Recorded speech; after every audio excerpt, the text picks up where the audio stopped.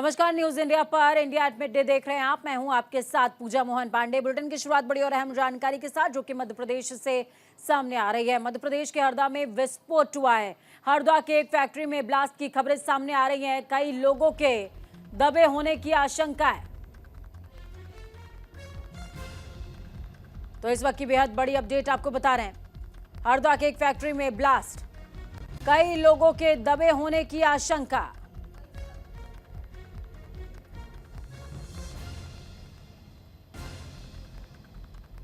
मध्य प्रदेश के हरदा में एक फैक्ट्री में ब्लास्ट हुआ है। तस्वीरें आपको दिखा रहे हैं। तस्वीरें कितनी भयावह, धुएं का गुबार इस बात की तस्दीक कर रहा है कि आग कितनी भयावह लगी है। कई लोगों के दबे होने की आशंका जताई जा रही है।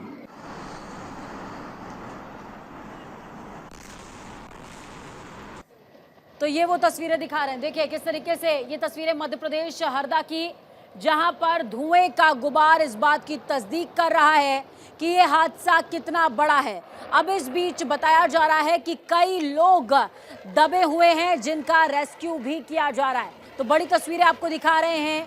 ये मध्य प्रदेश की हरदा की तस्वीरें हैं जहां पर फैक्ट्री में भीषण आग लगी हुई है। विस्फोट की खबरें सामने आ रही है। देखिए, केमिकल एक्सप्लोजन की वजह से यहां पर विस्फोट हुआ है और विस्फोट के चलते कई लोगों के दबे होने की आशंका, जिनका रेस्क्यू लगातार किया जा रहा है। तो इस वक्त की बेहद बड़ी अपडेट आपको दे रहे हैं। बड़ी खबर है, मध्य प्रदेश के हरदा की ये तस्वीरें आपके साथ में साझा कर रहे हैं, जहां पर आप देख पाएंगे कि किस तरीके से यहां देखिए विस्फोट हुआ है। विस्फोट के बाद कई लोगों के दबे होने की आशंका है। आखिरकार ये विस्फोट कैसे हुआ, अभी तक इन तथ्यों का पता नहीं चल पाया है।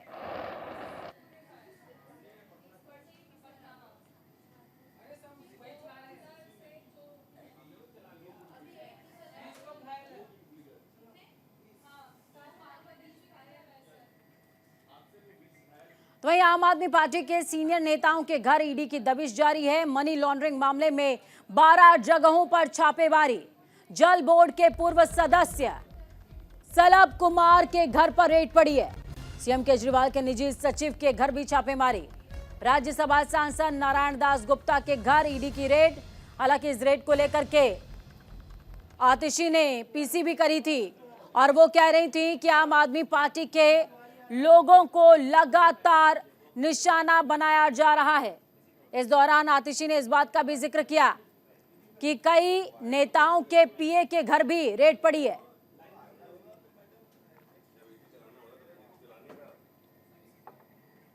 एक ही समाचार आता है, इनके इस भ्रष्टाचार की जांच हो रही है, इनके इस भ्रष्टाचार की जांच हो रही है, इनके इस नेता की जांच हो रही है, यहाँ रेड पड़ रही है और जेल में जो चला जा रहा है उसकी बेल नहीं हो रही है। तो दिल्ली ऐसी ठगी हुई महसूस कर रही है।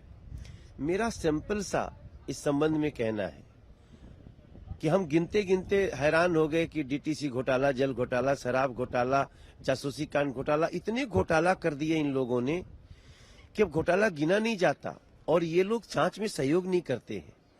मेरा मानना है कि संविधान को, कानून को कड़ाई से काम करना चाहिए।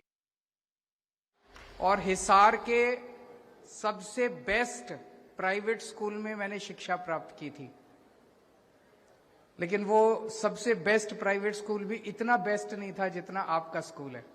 बहुत शानदार स्कूल है। सभी बच्चों को, सभी पेरेंट्स को, सभी टीचर्स को बहुत बहुत बधाई कि आपको इतना शानदार स्कूल मिला है।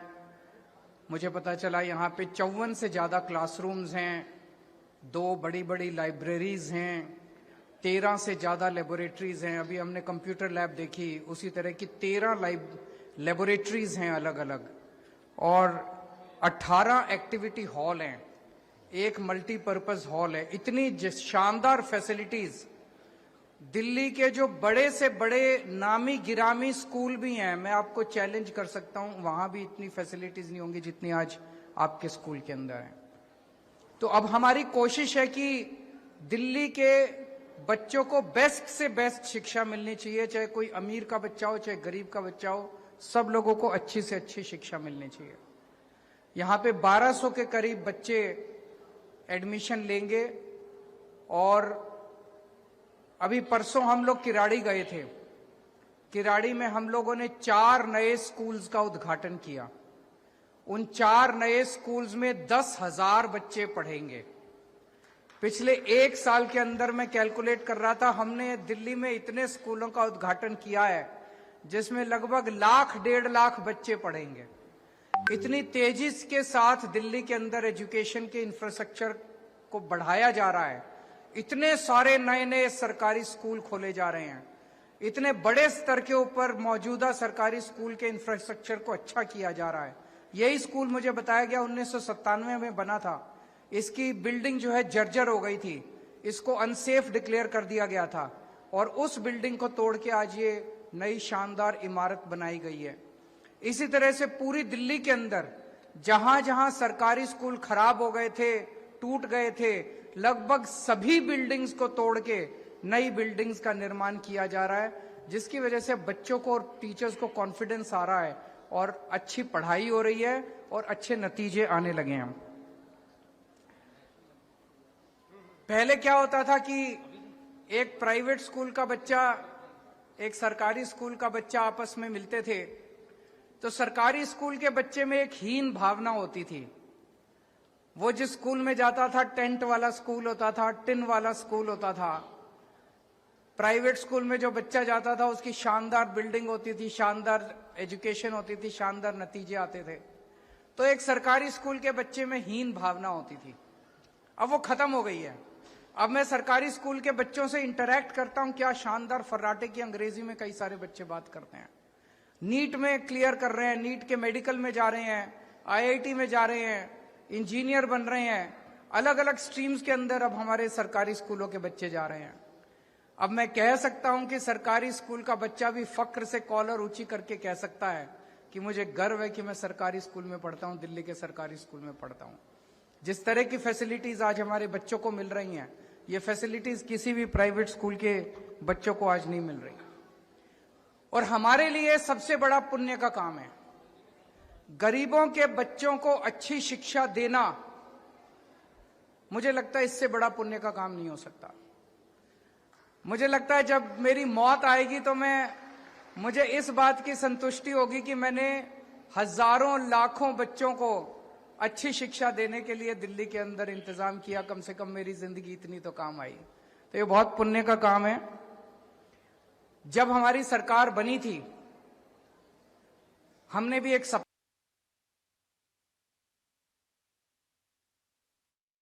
कहते नजर आए कि बच्चों के भविष्य को सुदृढ़ और सशक्त बनाने के लिए आम आदमी पार्टी की सरकार लगातार अनवरत काम कर रही है और इस दिशा में हम लगातार बता रहे हैं कि किस तरीके से सरकारी स्कूलों में बच्चों का स्वावलंबन हो रहा है। खबरों में आगे बढ़ते हैं। उत्तराखंड विधानसभा में यूजीसी बिल पेश किया गया है। आपको बता दें कि सीएम धामी ने पेश किया यूजीसी बिल। विधानसभा में चर्चा के बाद यह बिल पास हो जाएगा। उत्तराखंड विधानसभा की कार्यवाही फिलहाल 2 बजे तक के लिए स्थगित हो गई है।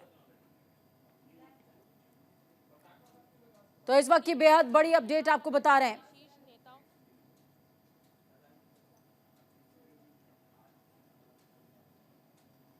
दो बजे तक विधानसभा की कार्यवाही स्थगित हो चुकी है।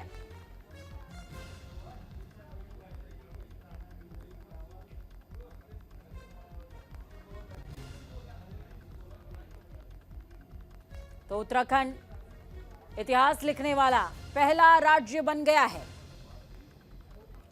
स्वतंत्र भारत में यूजीसी का इतिहास लिखने वाला पहला राज्य उत्तराखंड बन चुका है, क्योंकि उत्तराखंड विधानसभा के पटल पर सीएम धामी ने पहली बार विधानसभा में इस बिल को पेश किया है।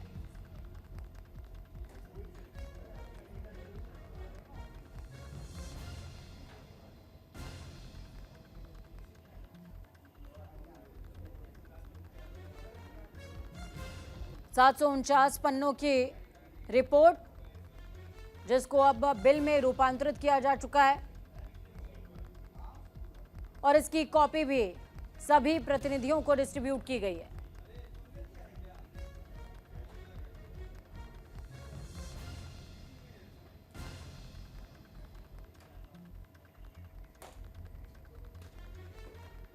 विधानसभा में चर्चा के बाद ये बिल पास हो जाएगा। उत्तराखंड विधानसभा की कार्यवाही 2 बजे तक के लिए स्थगित हो गई है। आपको बता दें कि 2 बजे ये कार्यवाही जब शुरू होगी उसी समय से बिल पर चर्चा शुरू हो जाएगी।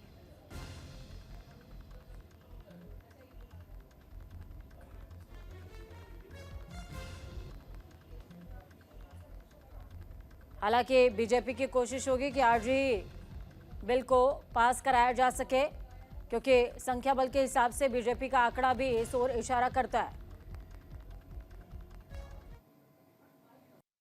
माननीय अध्यक्ष जी, मैं आपकी अनुज्ञा से समान नागरिक संहिता उत्तराखंड विधेयक 2024 को प्रस्तावित करने हेतु सदन की अनुज्ञा चाहता हूँ। प्रश्न यह है कि समान नागरिक संहिता उत्तराखंड 2024 विधेयक को प्रस्तावित करने हेतु सदन की अनुज्ञा दी जाए। जो माननीय सदस्य इसके पक्ष में हो कृपया हाथ हैं। जो माननीय सदस्य इसके विरोध में हो कृपया नहीं कहें। बाकी संख्या अधिक है, अनुज्ञा दी गई। मैं आपकी अनुज्ञा से समान नागरिक संहिता उत्तराखंड विधेयक 2024 को प्रस्तावित करता हूँ। प्रतिज्ञा वितरित की जाए, प्रतिज्ञा दे दी जाए। देखिए, देश हित में, राष्ट्र हित में, और ये जरूरी था, क्योंकि एक देश एक राष्ट्र और उसकी चिंता करना सभी का दायित्व तो बनता है। और जिस तरह मोदी जी का विजन है सबका साथ सबका विकास, सबको साथ लेते हुए आत्मसात करते हुए इस देश को स्वावलंबी बढ़ाना और भारत को विकास की ओर ले जाना, 2047 देखना, तो क्यों ना एक कानून बने, सबके लिए कानून होना चाहिए। देखिए, हमने कहा ना, अगर कोई कानून ऐसा बनता है जो हमें मुसलमानों को कुरान पाक ने जो हिदायत दी हैं उसके खिलाफ बनता है, जैसे कि हम 1450 साल से पैतृक संपत्ति में बेटी का हिस्सा हम दे रहे हैं, कितना दे रहे हैं वो अलग बात है, उसके खिलाफ कोई कानून बनता है तो हम उसको मानने को तैयार नहीं हैं। मैं बधाई देना चाहूँगा उत्तराखंड को कि उन्होंने अगुवाई की है और देश को भी अब इससे एक कॉमन सिविल कोड अख्तियार करने का समय आ गया है। और ये भारतीय जनता पार्टी का तो बहुत दिनों से हमारे घोषणा पत्र में था कि हम कॉमन सिविल कोड को लाएंगे।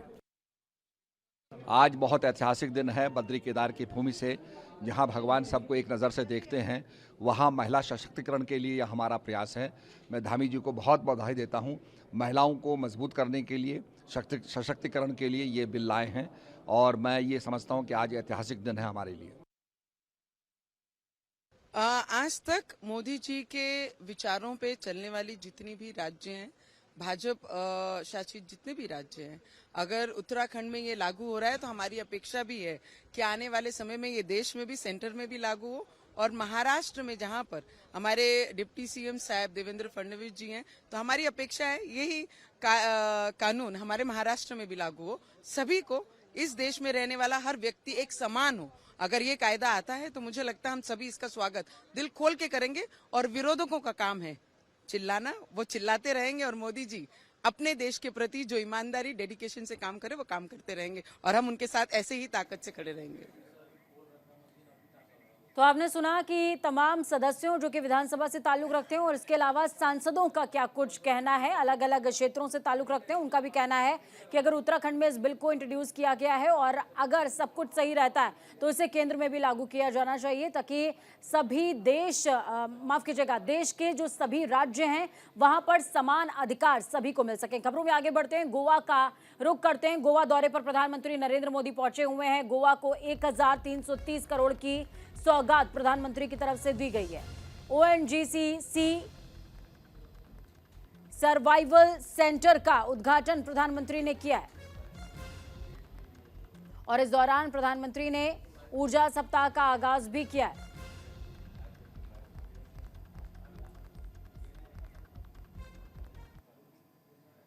कल्पना कर सकते हैं, भारत जैसे देश में इस योजना का कितना बड़ा असर होने जा रहा है। इससे आपके लिए भी इस पूरी सोलार वैल्यू चेन में निवेश की बहुत बड़ी संभावना बनने वाली है। साथियों, आज भारत ग्रीन हाइड्रोजन के क्षेत्र में भी तेजी से आगे बढ़ रहा है। नेशनल ग्रीन हाइड्रोजन मिशन के कारण भारत जल्द ही हाइड्रोजन प्रोडक्शन और एक्सपोर्ट का केंद्र बनने वाला है। महिला पहलवानों से यौन शोषण मामले में आज होगी सुनवाई। दिल्ली के राउज एवेन्यू कोर्ट में सुनवाई होने वाली है। ब्रजभूषण शरण सिंह के खिलाफ तय होंगे आरोप। ब्रजभूषण शरण सिंह के खिलाफ आरोप तय होने हैं। तो बड़ी अपडेट आपको बता रहे हैं। बीते दिनों लगातार ये मामला तूल पकड़ता रहा।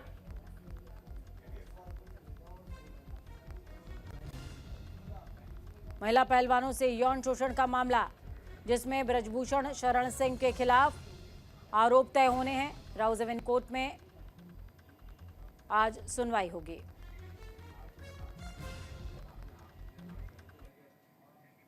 तो इस बीच बिहार की सियासत से जुड़ी बड़ी अपडेट आपको दे दें। चिराग पासवान ने 11 सीटों पर ताल ठोक दी है। सीएम नीतीश के दिल्ली दौरे से पहले यह दावा चिराग पासवान ने ठोका है।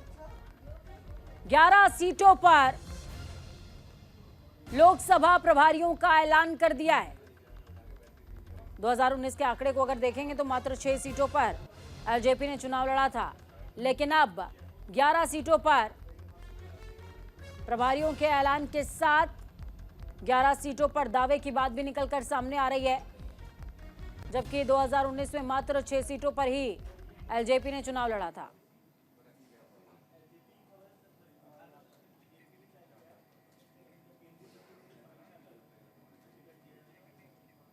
तो ज्ञानवापी मामला आज फिर सुर्खियों में है। ज्ञानवापी मामले में इलाहाबाद हाईकोर्ट में आज है सुनवाई। हिंदुओं को पूजा की अनुमति के खिलाफ सुनवाई। मुस्लिम पक्ष की याचिका पर हाईकोर्ट में आज सुनवाई होनी है। आपको बता दें कि व्यास जी के तहखाने में 8 मूर्तियों की पूजा लगातार जारी है, जो कि 1993 में बंद कर दी गई थी तत्कालीन राष्ट्रपति शासन के दौरान। फिलहाल मुस्लिम पक्ष की याचिका पर हाईकोर्ट में सुनवाई जारी है। आज सुनवाई होगी हाईकोर्ट में। के मूल वाद पे भी आज सुनवाई होनी है। जो हम लोगों का मूल वाद है शैलेंद्र कुमार व्यास जी का, तो वो 8 तारीख को पड़ गया, लेकिन ये जो एसआई सर्वे हुआ है 18, 20, 22 जो मुकदमा है, उसमें जो एसआई ने सर्वे करके रिपोर्ट दाखिल किया है, उस संदर्भ में भी जो है आज मूल वाद पे आज बहस होनी है, सुनवाई होनी है। आपत्ति वगैरह अगर देना चाहेंगे अंजुमन तो आज देंगे। ये सारी प्रक्रिया अभी बची हुई है। आज ये कहा जाए कि कोर्ट की प्रोसेसिंग आज मूल वाद पे है, और वो जो तहखाने हैं उस पर भी मांग होगी, चूँकि सुप्रीम कोर्ट में दाखिल है, सुप्रीम कोर्ट भी सुनवाई कर रहा है, वहाँ अभी डेट लग गया है, इसलिए अभी कोई बहुत वो नहीं है। लेकिन यहाँ मूल वाद पे जो राखी सिंह का जो है उस पर आज सुनवाई होनी है।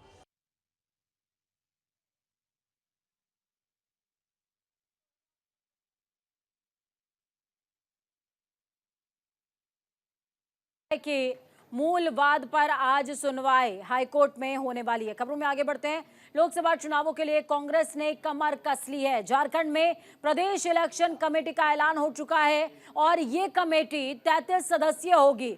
बड़ी अपडेट है, इस वक्त की कमेटी में राजेश ठाकुर, आलमगीर आलम का नाम शामिल है। राज्यसभा सांसद धीरज साहू कमेटी में शामिल होंगे।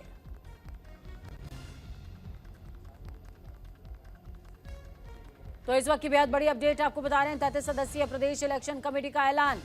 झारखंड के लिए कमेटी में राजेश ठाकुर, आलमगीर आलम का नाम शामिल।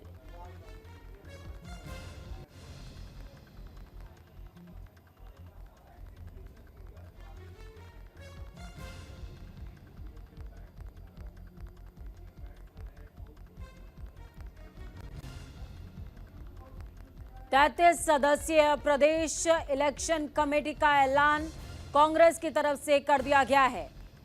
एक तरफ बीजेपी लगातार 2024 के लिए तैयारियों में जुटी है, तो कांग्रेस ने भी कमर कस ली है। खबरों में आगे बढ़ते हैं। आम चुनावों की तैयारियों में बीजेपी जुटी हुई है, ये हम आपको लगातार बता रहे हैं। दूसरी तरफ सांसदों के प्रदर्शन और जनाधार का आकलन बीजेपी करने वाली है। केंद्रीय मंत्रियों के प्रदर्शन की समीक्षा होगी।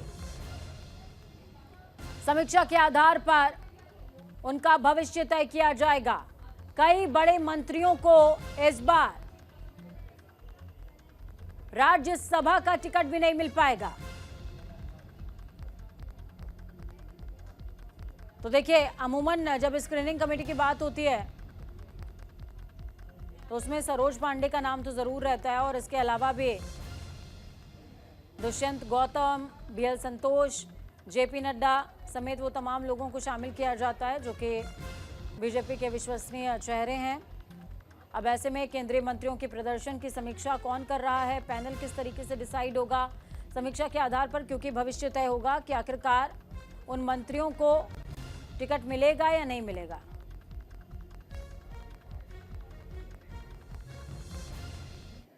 तो वहीं दूसरी तरफ यूपी पश्चिम में बड़ी तैयारी कर रही है बीजेपी। मुजफ्फरनगर दौरे पर जाएंगे बीजेपी अध्यक्ष। 12 फरवरी को मुजफ्फरनगर जाने वाले हैं जेपी नड्डा।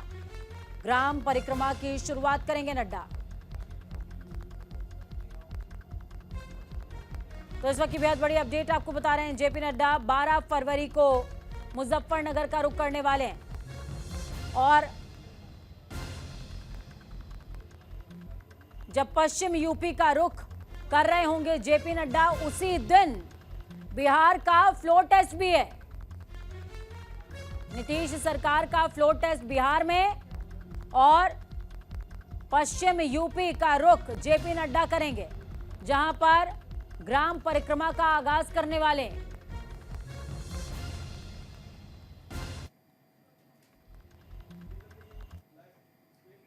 तो इस बुलेटिन में खबरों का सफर यहीं तक। बुलेटिन के उस पार ताजा अपडेट्स के लिए देखते रहिए न्यूज इंडिया, क्योंकि हमें राष्ट्र की आवाज। नमस्कार।